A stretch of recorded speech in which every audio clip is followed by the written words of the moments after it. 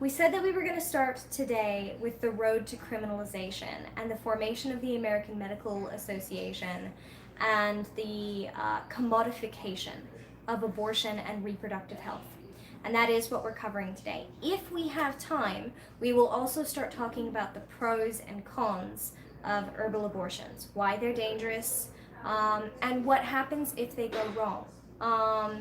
Then next week, we should be able to start with our first plant. And I decided that we were just going to dive right in and we'd start with pennyroyal. Since that is so popular, an herbal abortifacient, it literally made its way into a Nirvana song. Yeah, it's very popular. So that's kind of the plan, and if you want to just skip ahead and go straight to that, you can, but I think the history is important, so we're covering it. Last week we covered no really medieval priests performed abortion, so let's stop pretending that the Catholic Church has had a consistent position on this. Alright, abortion at the turn of the century. We covered up to the Puritans and how they believed that life began at the quickening. So if you couldn't put your hand on a bump and feel movement, they didn't believe that the baby was alive and abortions were permitted. So that's kind of where we are. So abortion at the turn of the 19th century. Again, we still have that idea, the quickening. So before the quickening, you have this perspective of pregnancy in terms of a lack of something, a lack of menstruation, rather than the presence of something being a fetus. So in an effort to restore a monthly period and the balance of the body, you see people taking herbal abortifacients such as savine, pennyroyal, and ergot, often which they found in their own gardens. It was really common to just keep a supply of these things growing in your own gardens as a matter of, in modern terms, we'd almost think of this as contraception. So the flow would cease and they would go, oops, and they'd take this and it would restore the flow. So you would think of this somewhere in the contraception or morning after pill, preventing implantation and restoring menstrual flow. But they didn't think of it so much that way. They thought of it as the flow has ceased, let's bring the flow back. They did not consider themselves pregnant at this point. That's really relatively quite new, to consider yourself pregnant before there's a visible bump. Let's see. The word abortion at the turn of the 19th century was confined to miscarriages that occurred after the quickening. Medical doctors had trouble even verifying a pregnancy until a person reported that a quickening had occurred. So they would go in and they'd say, hey, I've got this bump and there's movement. And then they would actually determine it via protein strands in the urine. A lot of the time they would use that. Religious authorities such as the Roman Catholic Church also supported at this time the idea that the soul was not present until a later stage of pregnancy. This belief was based in St. Augustine's 5th century interpretation of Aristotle. So I actually had someone on Instagram cite to me St. Augustine's position and also St. Thomas of Aquinas' position on abortion. And specifically, he tried to come at me with Summa, which is St. Thomas of Aquinas' summation of theological perspectives that specifically contained his information on the natural law. And watch out for this phrase, natural law, because you're seeing it a lot more now from white supremacists, from anti-LGBTQIA extremists, and from anti-abortion extremists, where they're saying that aborting a fetus is against natural law, where they're saying that LGBTQIA persons are against natural law. And no, because lions engage in homosexuality, and swans engage in homosexuality, and I cannot tell you how many animals eat their own young. Yeah, so it's not against natural law, and that's not what Summer said. Seriously, come at me. Anyway, they believed, Aristotle and St. Augustine, that the soul entered the body only after the body is fully formed. They basically interpreted this as you have to be in the form of God. If we are made in the image of God, the soul enters the body when it is in the image of God, which is very much the Genesis. Yeah, I would agree that homophobia exists only in one species. The bonobos certainly don't care about homosexuality, and they're our closest living relatives.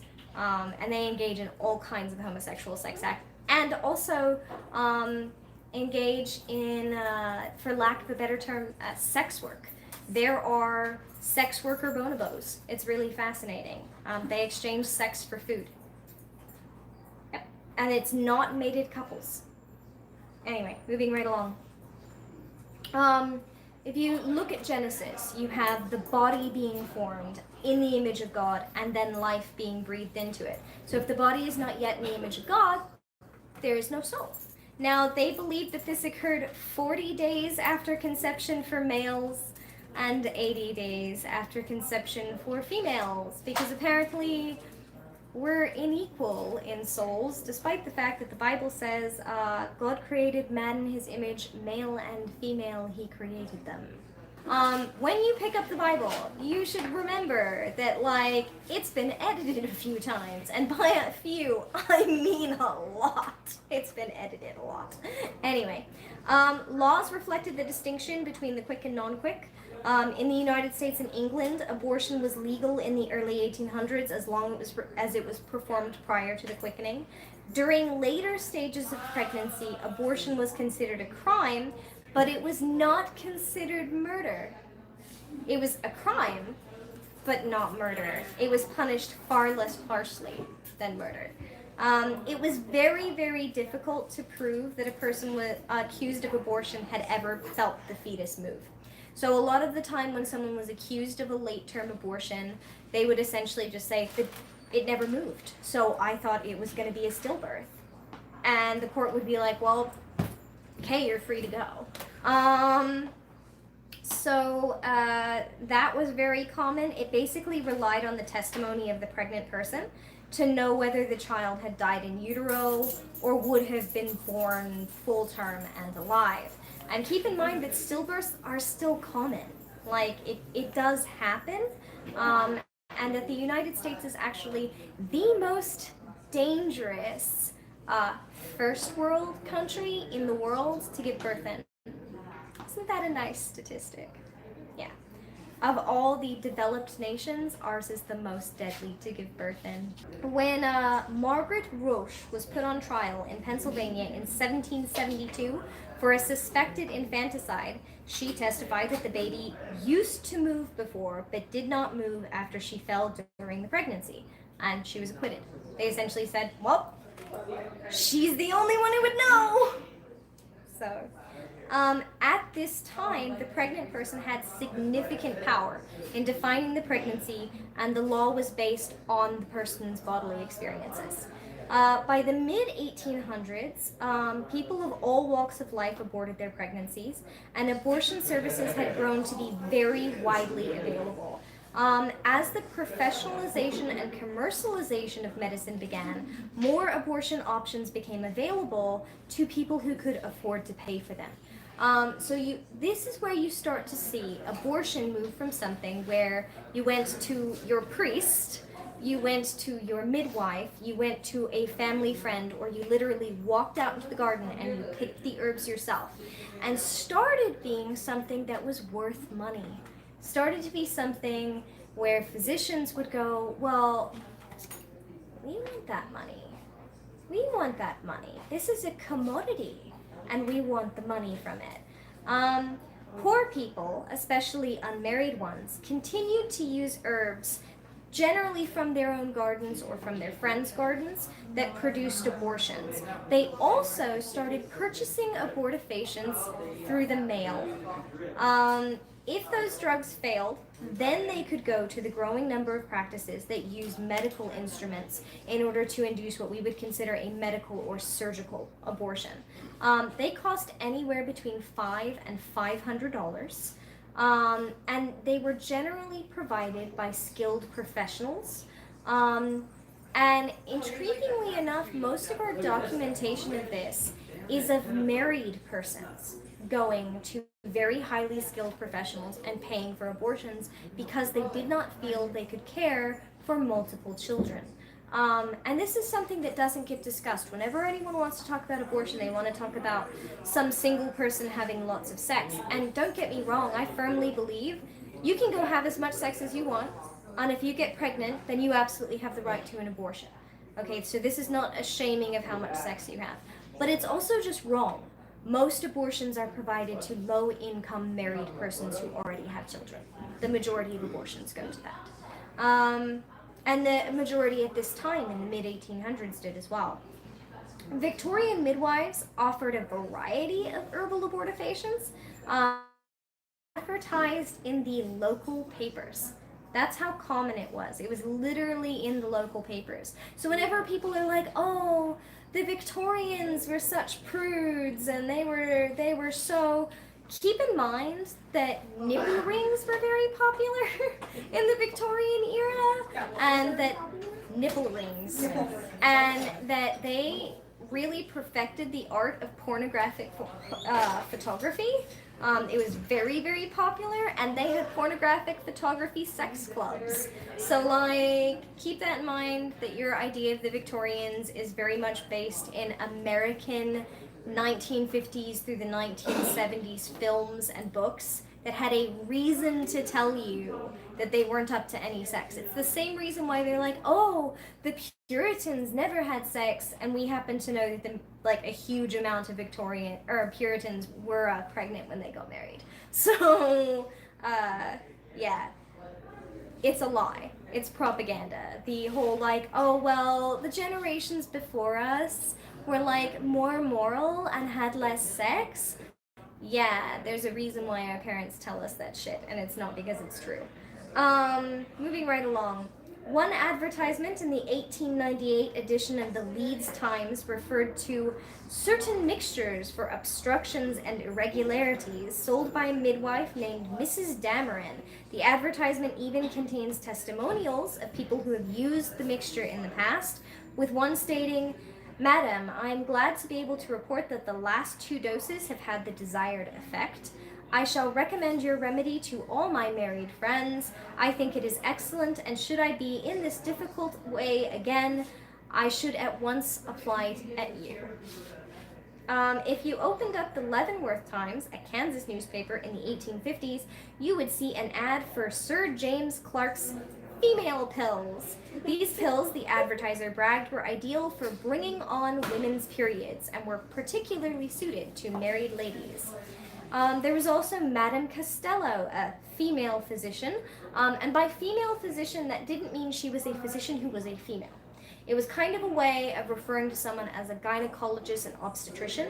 A female physician was someone who specialized in the uterus, the ovaries, the vagina, the vulva, and complaints thereof, including an unwanted fetus, and other issues. They also treated STDs and STIs, which they did with really unsafe methods, like mercury vapors. A female physician who took out an ad in the New York Herald in the 1840s, she advertised to women who wished to be treated for obstruction of the monthly period.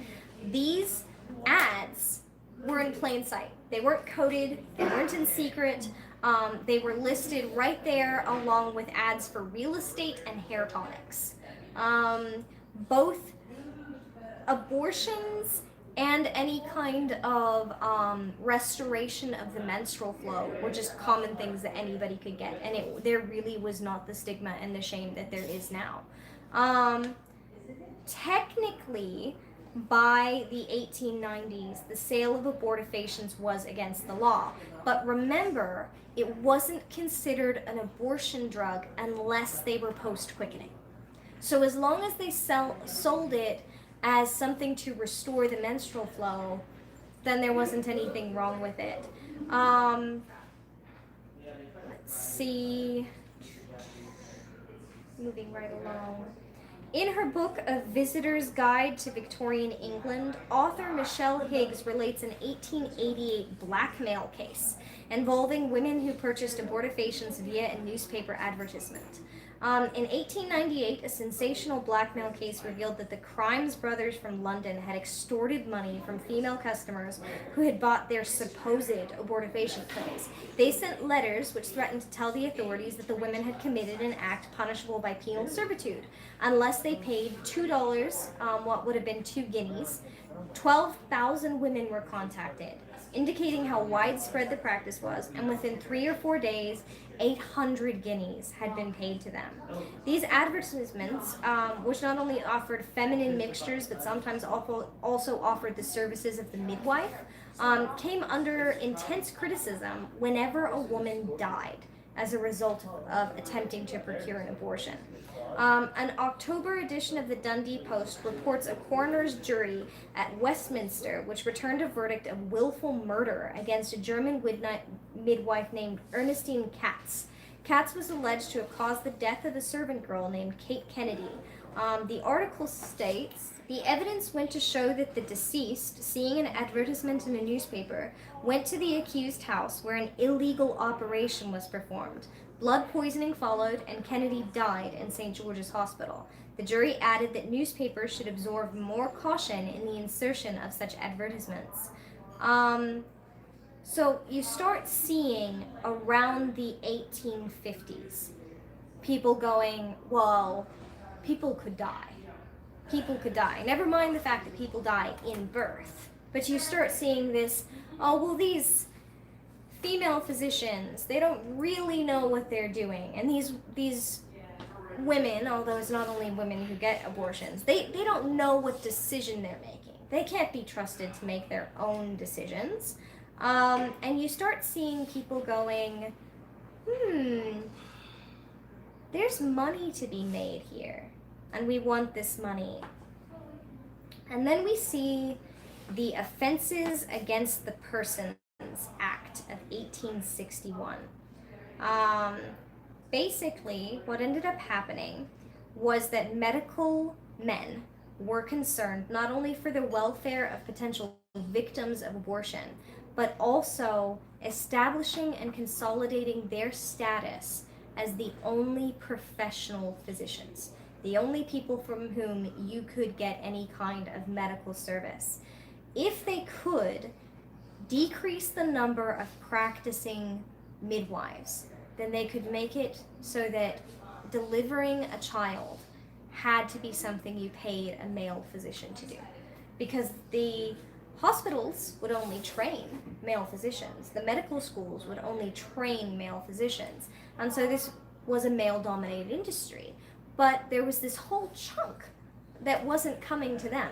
People who were, potentially had had a cessation of menstrual flow, people who had quickened and were considered pregnant, and people who had STDs or STIs, or people who wanted to actually carry the fetus to full term and give birth. Well, that was a whole lot of money they weren't seeing. And here they are seeing these advertisements in the paper. 500 guineas? 500 guineas for this service? Well, why aren't we getting that 500 guineas?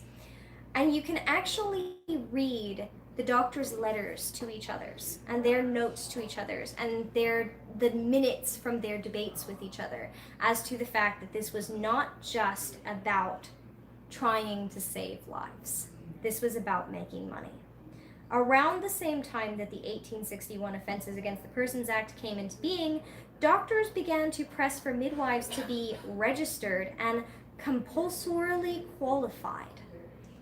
Basically, you couldn't call yourself a midwife because you trained from your mother, who trained from your grandmother, who trained from your great-grandmother. No. You had to come to their schools and pay for them to train you on how to be a midwife. And if you did not do that, well, then you couldn't practice. As Rose explains in his sorry, one second.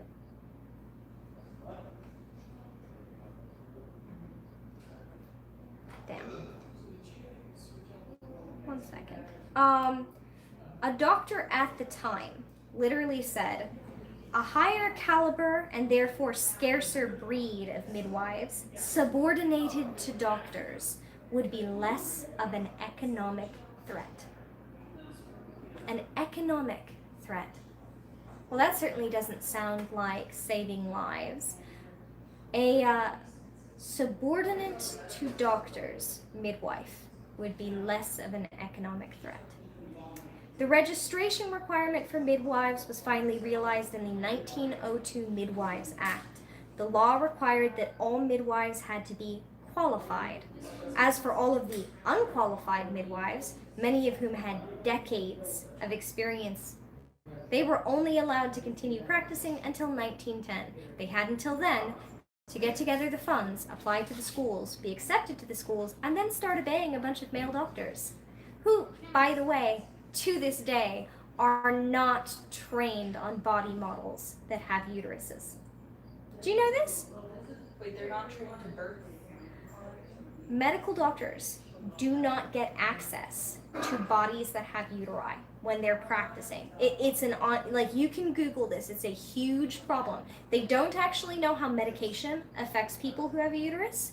Did you know that they don't do tests on a lot of medications on female rats because their menstrual cycles might mess up the tests? So we don't actually know how menstruation affects a lot of medications because the tests were not done. Let's see, heart disease became one of the leading killers of people who were designated female at birth in our country because doctors weren't trained to know what a heart attack looked like in an AFAB person. They did not know. And all of the studies on how to handle heart attacks were done on AMAB people. Yeah, it is a huge problem, and it was a big problem then too. They were not studying cadavers of people who had uteruses. They were not studying medication on people who had uteruses.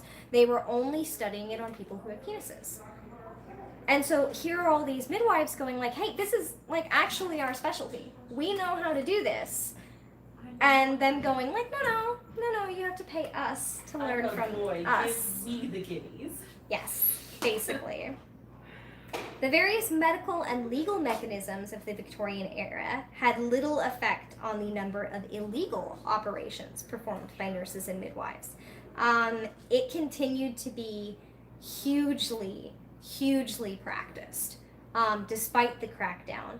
And what we start seeing is after 1861, midwives being arrested and prosecuted for performing them. So it turned into a way of literally locking people up. So the road to criminalization.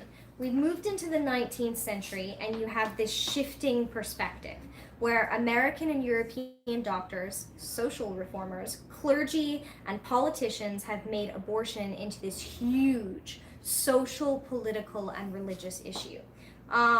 They start discrediting the idea of quickening.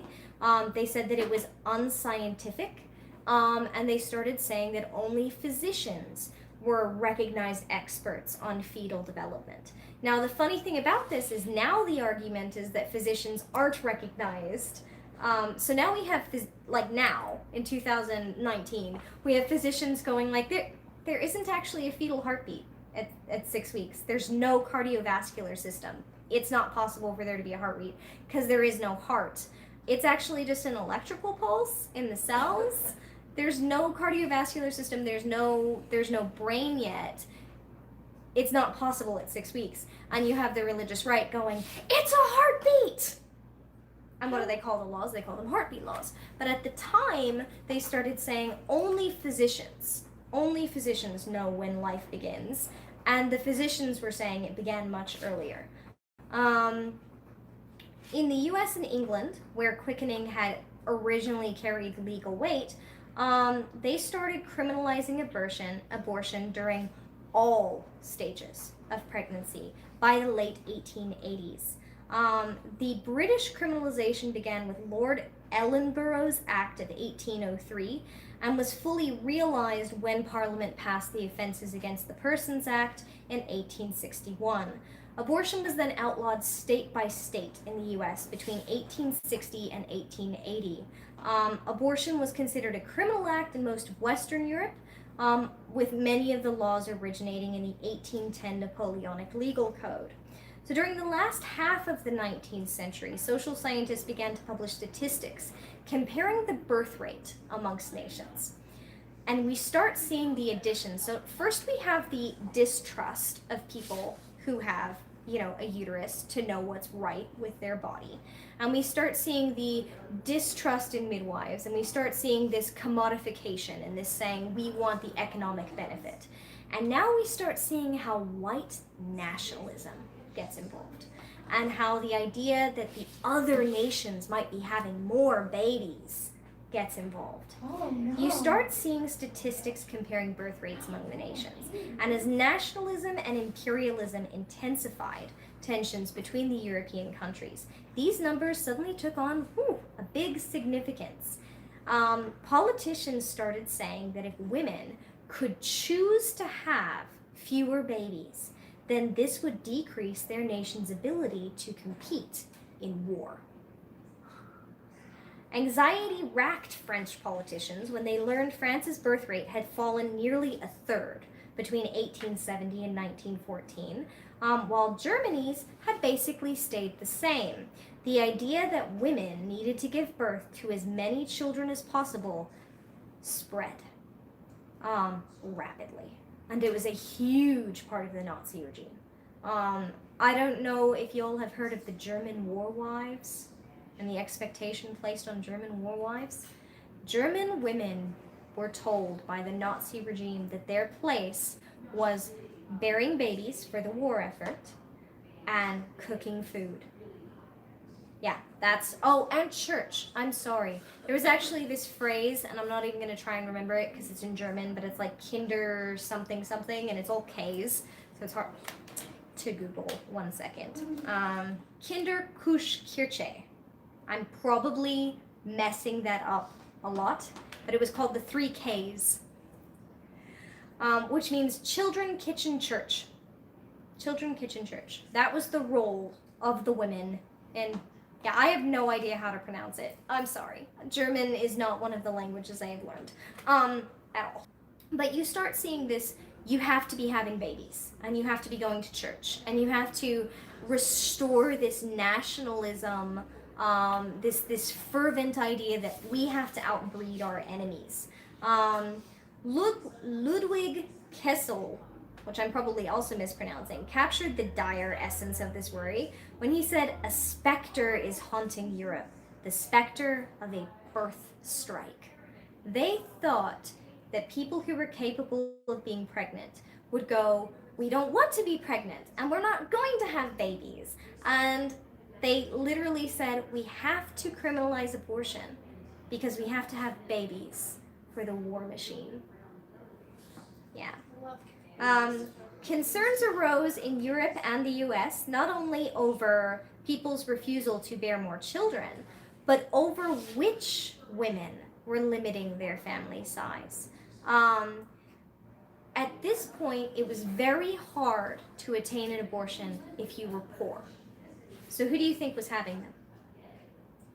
The wealthy, the affluent. Who was affluent? Come on, this is easy because it's still this way now. White women. Rich people. White women were affluent. So the people who were having abortions were the people who could afford to have abortions. And don't think that this has changed now. Wealthy white women will always be able to get abortions. They'll go to women's retreats in Europe. They'll go to a spa. And they'll come home with the problem fixed, just like they did in the 1940s.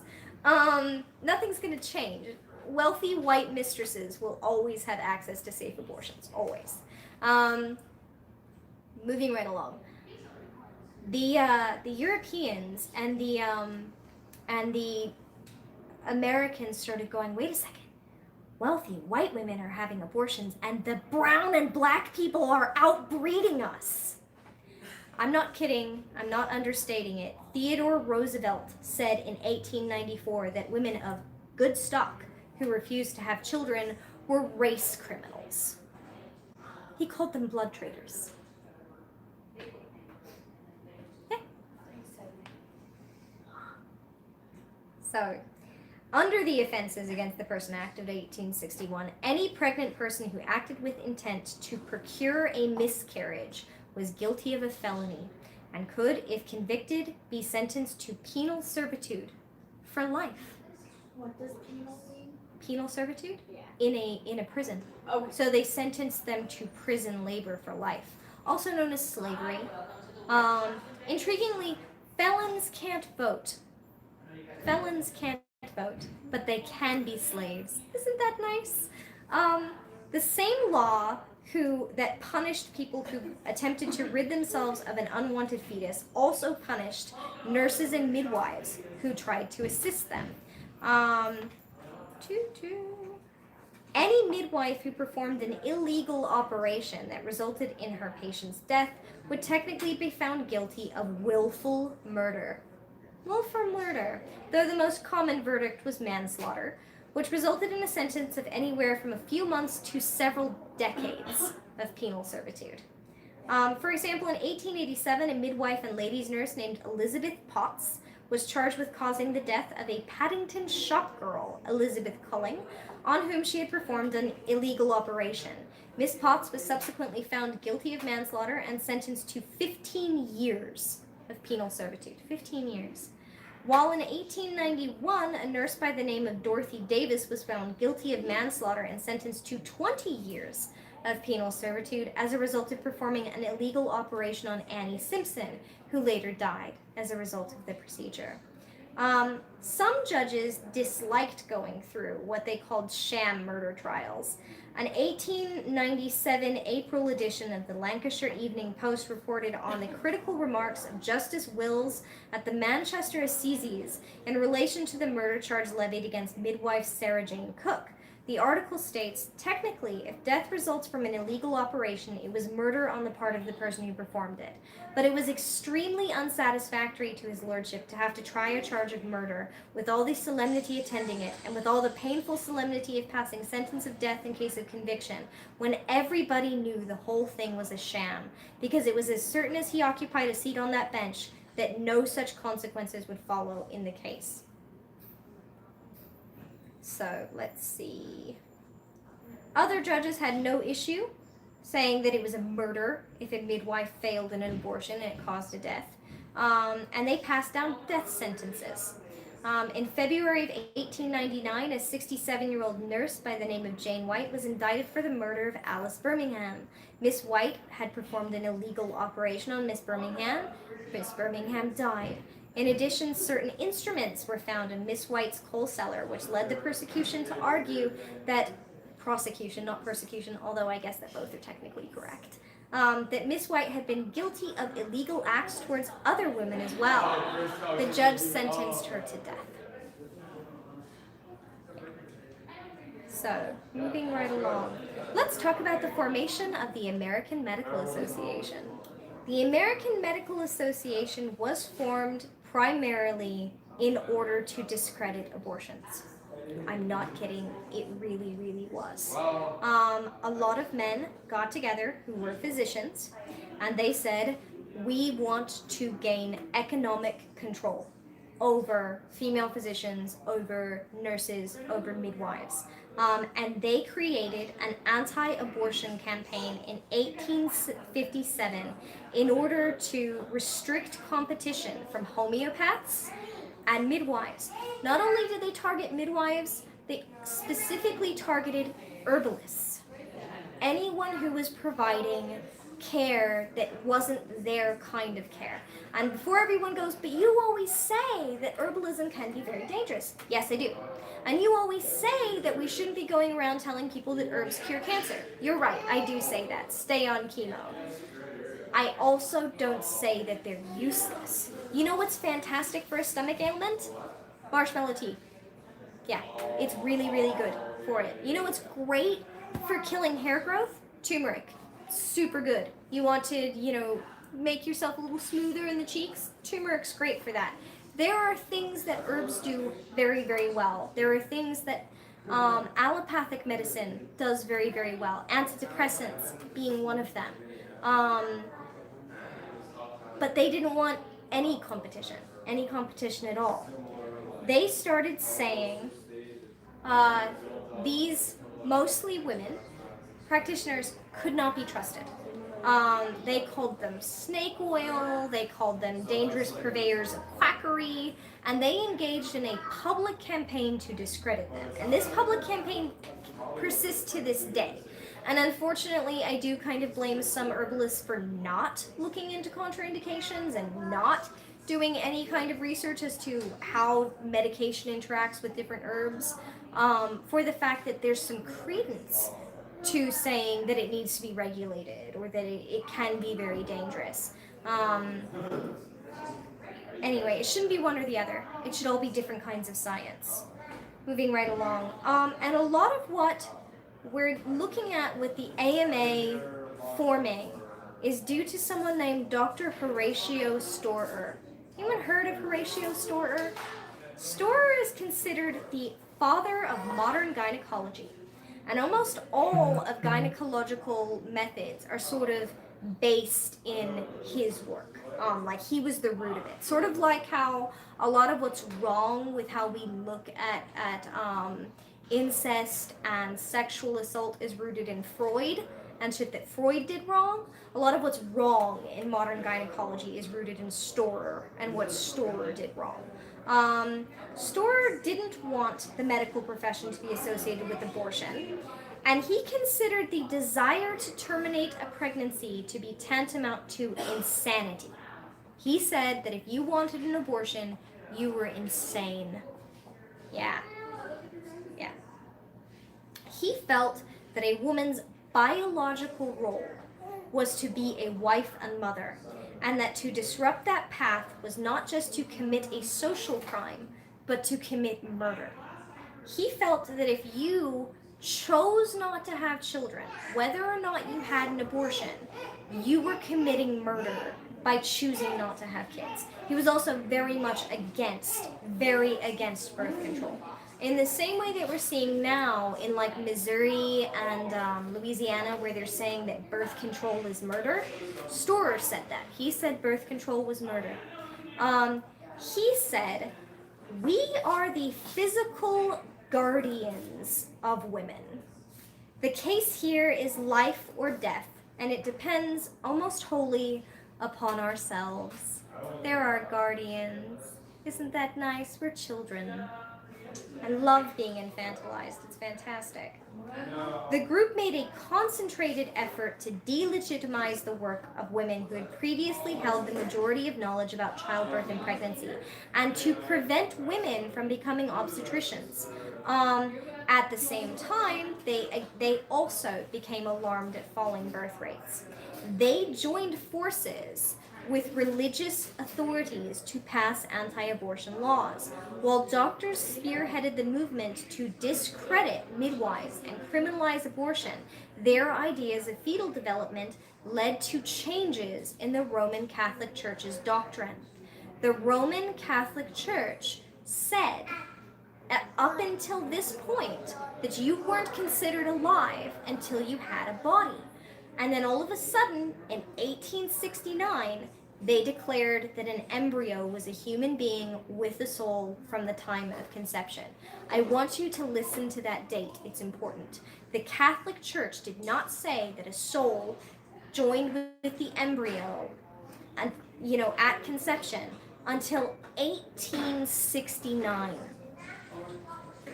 So when people are like, oh, well, the church has always believed this. Nuh-uh. No, they did not. No, they did not. It was in 1869 that they declared it was so. And before that, you could go to a monk for an abortion. Yeah, which we covered last class. The Declaration challenged existing beliefs that an ensouled animated fetus was different from an inanimate one. Pope Pius also stated that abortions performed at any stage of pregnancy warranted excommunication. This was new. This was very, very new. In 1895, a papal decree condemned therapeutic, life-saving abortions as well. So even if it was to save your life, you couldn't have one. And we covered last time what its doctrine was in the past, was that there was a church trial for infanticide, where someone essentially was like, I can't afford to feed the child and it's going to starve to death, so I killed it. And she was found not guilty by the church. Yeah. So, these changes inspired many Catholics to support the AMA's anti-abortion campaign. Protestant churches, with their doctrinal emphasis on individual reason and responsibility, remained more open to abortion and actually opposed this.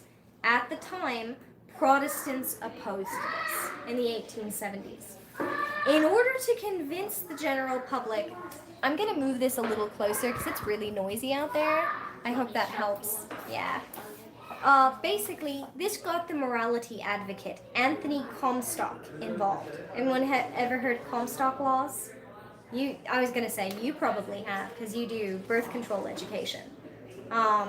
Comstock was against birth control. He was against sex workers, and he was very against abortion.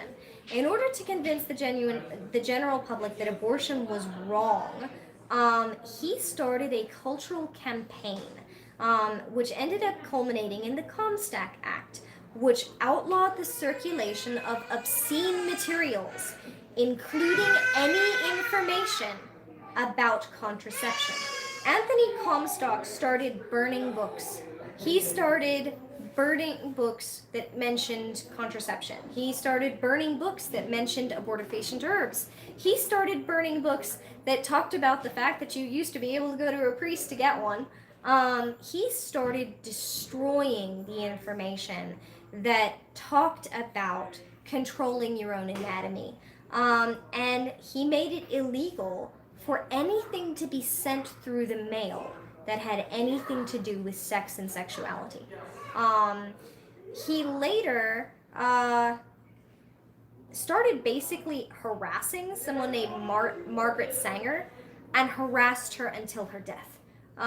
Margaret Sanger was a big proponent of birth control, and one of the things she was famous for was sort of saying, like, well, if you won't let us have abortions, you have to let us have birth control. And he found this horrifically offensive and was constantly trying to get her arrested. Let's see. American and European abortion laws started including an exemption allowing doctors to perform abortions, but only if the mother's life was in danger. This further solidified the alliance between the state and doctors, allowing doctors to advocate the legality of abortions. So doctors were able to sort of say, let's have abortion criminalized, and then let's put the power of who gets to determine whether it was a criminal act or a legal act in only our hands. So we're the ones who get to say whether you can have this or not, which led to people coming to them and paying a massive amount of money for them being the only source of a legal abortion, which then made it, again, out of reach of anyone who was poor, which made it legal to arrest those poor people and put them in penal servitude, which is legal slavery, in order to control them and to make money off of them. So, by 1900, then, abortion had been culturally and politically carefully redefined as the taking of a human life, an immoral and illegal act. These shifts in attitudes persisted basically up until Roe versus Wade, where a lot of this wound up being argued. Let's see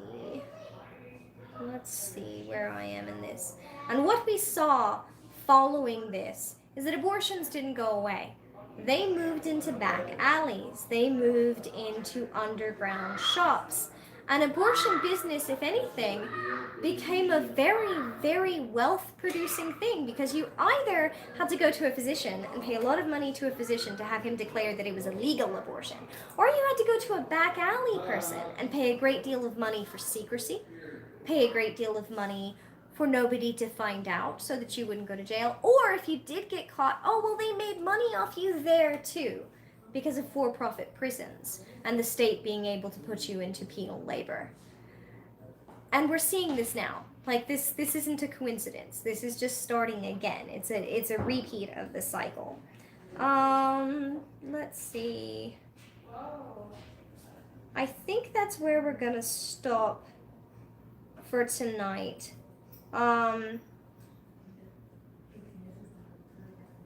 You all basically know the history of the 1930s and 1940s, right? With the arguments of whether birth control could be legal or not. Do you know that they illegally tested it on people of color? Yeah. Birth control was tested on black people and Puerto Rican people who weren't aware that that was what was going on, or who were lied to about what the potential side effects were. And birth control was pushed into production despite having horrific side effects. Whereas when we were testing birth control for people with penises, if they got nauseated or saw a reduction in sex drive, that was considered too much to bear. Yeah. That's funny. Yeah. So, if you guys end up wanting me to, I'll do a class on the sort of 1900s to 1980s history of abortion. But that's basically what I wanted to cover, was that we had seen this before. Was not only are they lying to you, which is why we covered all that religious history of abortion. Like, no, they're lying. Almost every religion has at one point or another accepted abortion under certain circumstances and to a certain fetal age. And in many cases, it was the religious figure who provided it to you. But also, they're lying to you about the Puritans. They're lying to you about the Victorians. They're lying to you about the prevalence of abortion at the time, and how it worked. And we've seen all this before. And the people who are arguing against abortion now are using exactly the same rhetoric they used then. Right now, we're seeing articles about the falling birth rates, and about how we're not going to have enough replacement for our workforce, because due to stagnant wages and rising healthcare costs and the rising education costs and the cost of living, cost of food, everything going up, but we're not getting paid anymore. People are choosing not to have kids. But also, exactly as in the 1890s, if they can declare you a felon for having an abortion, they can put you in a for-profit prison. That for-profit prison will get paid multiple ways. They will get paid for every person they have in a bed by the state. They will get paid by the corporations who buy the labor of those people. And they get paid by keeping any wages that those people are paid for their labor, which is often like $1 an hour, in an escrow account, which they're permitted to lend out and collect interest on. Yeah, so they get paid 3 ways for every person in that prison. Additionally, people who are in prison still count for population numbers. So there's a reason why prisons are often put in rural districts. So they put a prison in a rural district and they can count every single person in it towards the population numbers, which weights. This is actually called gerrymandering by prison. Yeah, there's a term for it legally. It's gerrymandering by prison population. They gerrymander via prison population, but felons can't vote. You can't vote while you're in prison, and you can't vote if you're a felon. So they can put you in prison where they profit off of you 3 ways. They can put you in prison and use that to gerrymander a district, and then when you get out, you're a felon and you can't vote. So that kind of incentivizes declaring people to be felons, doesn't it? If you can take the voting population that you don't want voting, like people who are assigned female at birth, or people who are black, or people who are brown, and say, oh, well, you committed this crime and now you can't vote, well, that gives you a really clear reason to keep accusing them of crimes, doesn't it? And you can look at the documentation around the criminalization of marijuana and see this. They couldn't make it illegal to belong to the Black Panther Party. They couldn't make it illegal to belong to black activist groups. They couldn't make it illegal to be an anti-war protester. But they could make it illegal to smoke marijuana, and then they could remove you from the voting pool, strip you of your vote. We saw it then. You didn't get to vote, and you were in prison, and they made money off of you in prison. And we're seeing it now. It's not new. They've done this before. And it led to 70,000 deaths a year in our country. And that's just what we know of. There could have been people who died from it that didn't get put down in the books. So, we're going to start with pennyroyal next week, which of course I'm never recommending that you use. And the fact that I'm going over the safe dosages is completely incidental. I'm just documenting history. Yep, absolutely, just documenting traditional herbalism. If anyone has any questions or would like my sources, you can comment below. Yes, these notes are going out to our patrons.